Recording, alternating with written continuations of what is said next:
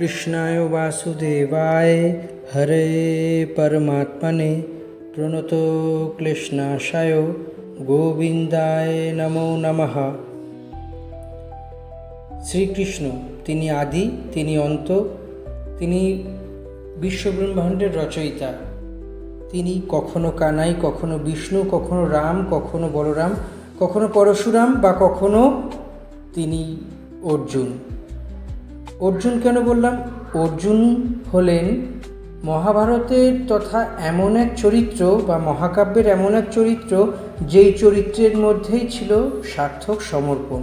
প্রতিটা মুহূর্তে অর্জুন, প্রতিটা ক্ষেত্রে অর্জুন নিজেকে ভেঙেছে, নিজেকে গড়েছে এবং তৈরি করেছেন নানা রকমের বিষয়।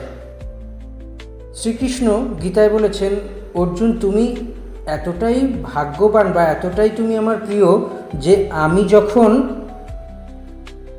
এত বছর ধরে, এত কাল ধরে, এত মহাকাল ধরে সবাই আমার যেই রকমভাবে উপাসনা করেছে, পূজার্চনা করেছে এবং নানা রকমের ইচ্ছা অভিলাষ ব্যক্ত করেছে বা প্রকট করেছে, এই সমস্ত কিছুই আমি কাউকে বিশ্বরূপ দেখাইনি বা বিরাট রূপ দেখাইনি। তুমি হলে প্রথম ব্যক্তি যাকে আমি বিরাট রূপ দেখালাম, যাকে আমি বিশ্বরূপ দেখালাম। শ্রীকৃষ্ণের এই বিশ্বরূপ বা বিরাট রূপ বিরাট রকমের প্রভাব ফেলে জীবনে। এবং সবথেকে বড়সড় বিষয় এটি হলো যে কখনো রাম, কখনো বলরাম, কখনো পরশুরাম ইত্যাদি সমস্ত বিষয় নিয়েই শ্রীকৃষ্ণ বারে বারে পৃথিবীতে এসেছেন। পৃথিবীতে এসে নানা রূপে, নানা রঙে, নানা স্পর্শে, নানা বর্ণে মানুষকে নতুন পথ দেখিয়েছেন।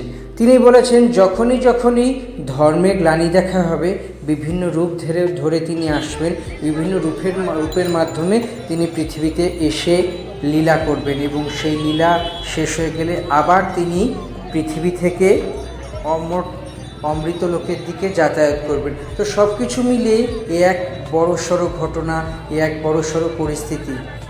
শ্রীকৃষ্ণের বিভিন্ন ঘটনা জীবনকে অনুপ্রাণিত করে, রূপসাগরে ডুব দিয়ে অরূপ রতন খোঁজার কাজে আমাদেরকে নিয়োজিত করে।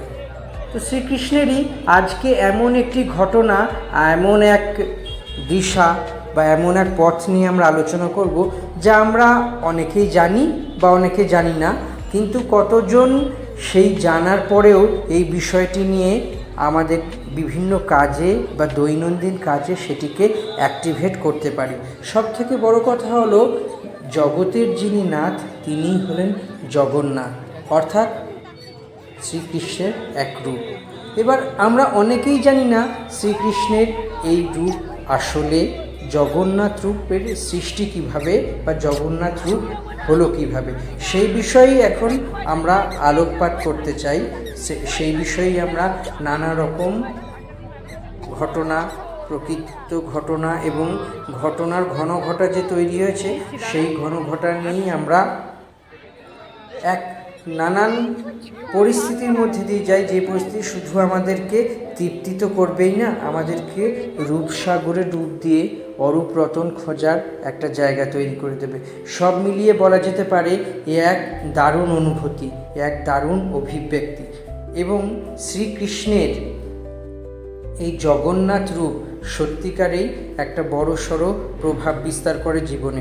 সব মিলিয়ে বলা যেতে পারে যে শ্রীকৃষ্ণের এই জগন্নাথ রূপ, যখন শ্রীকৃষ্ণ চলে গেছেন অনেক দূরে, এগিয়ে গেছেন জীবনের গতিপথে, তিনি গোকুল থেকে চলে গিয়ে নিজের রাজপাট অর্থাৎ মথুরায় গিয়ে তিনি কংসবধ এবং বাবা মাকে কারাগার থেকে মুক্ত করা, বসুদেব এবং দেবকীকে কারাগার থেকে মুক্ত করা, এবং দ্বারিকা, যেটা হিন্দিতে দ্বারিকা বলা হয়, সেই দ্বারিকায় নতুন রাজ্য প্রতিষ্ঠা করা, নতুন সাম্রাজ্য প্রতিষ্ঠা করা, নতুন সভ্যতা প্রতিষ্ঠা করা, এই তো হয়েছে। একদিন তাকে প্রশ্ন করেন রুক্মিণী অর্থাৎ শ্রীকৃষ্ণের স্ত্রী। তিনি বলেন যে আমি তো আপনার স্ত্রী, কিন্তু কোনো সময় আপনার নামের সময় আমার নাম উচ্চারিত হয় না কেন, রাধার নামই আসে কেন?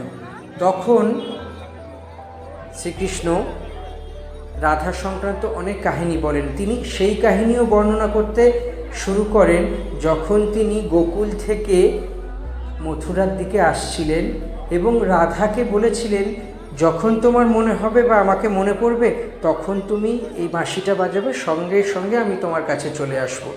আসলে তিনি রাধা উত্তর দিয়েছিলেন সেই সময় যে আমার এই বাঁশির দরকার নেই, আমার তো প্রতিটা মুহূর্তেই আপনাকে মনে করে, আপনার চিন্তা ছাড়া আমার কোনো রকমভাবেই চলার কোনো রকম রাস্তাই নেই বা চলার কোনো পথই নেই। সুতরাং আপনাকে ছাড়া আমার কোনো রকমের কিছু নেই, তা আপনাকে আমার মনে পড়বে না, এটা হতেই পারে না, তো এই বাঁশি আমার লাগবে না।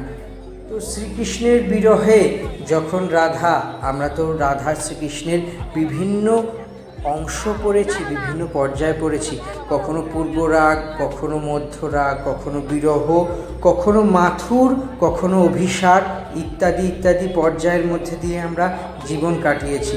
সবথেকে বড় বিষয় হলো রাধা ও কৃষ্ণের এই বাৎসল্য থেকে শুরু করে অভিসার, সমস্ত পর্যায়, এই পর্যায়গুলোই নানা রকমভাবে শ্রীকৃষ্ণের এবং রাধার ঘটনাকে প্রমাণ করে।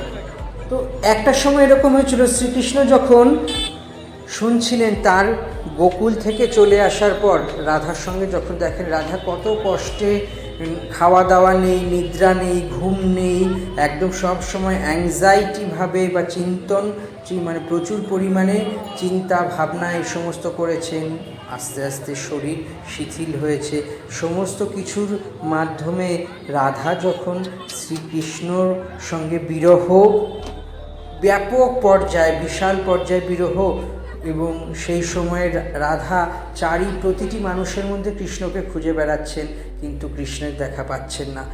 এই কাহিনীগুলো যখন শ্রীকৃষ্ণ তার বন্ধু শ্রীদাম এবং সুদামের থেকে শুনেছিলেন, তার চোখ মুখ বড় বড় হয়ে গেছে, তার হাত পা যেমনভাবে গরমের সংস্পর্শে এলে মোম গলে যায়, ঘি গলে যায়, মাখন গলে যায়, তেমন হাত পা গলতে গলতে গলতে গলতে এমন আকার ধারণ করেন, সেই বড় বড় চোখ কবজি থেকে কনুই পর্যন্ত নেই, সেই রূপটি হলো, এবং সেই রূপে তখন স্বয়ং ঈশ্বর ত্রিলোকের স্বামীকে দেখা যায়, সেই প্রভুই আসেন এবং নানা রকমভাবে বিভিন্ন যে সংকটের মুহূর্ত থেকে উদ্ধার করেন।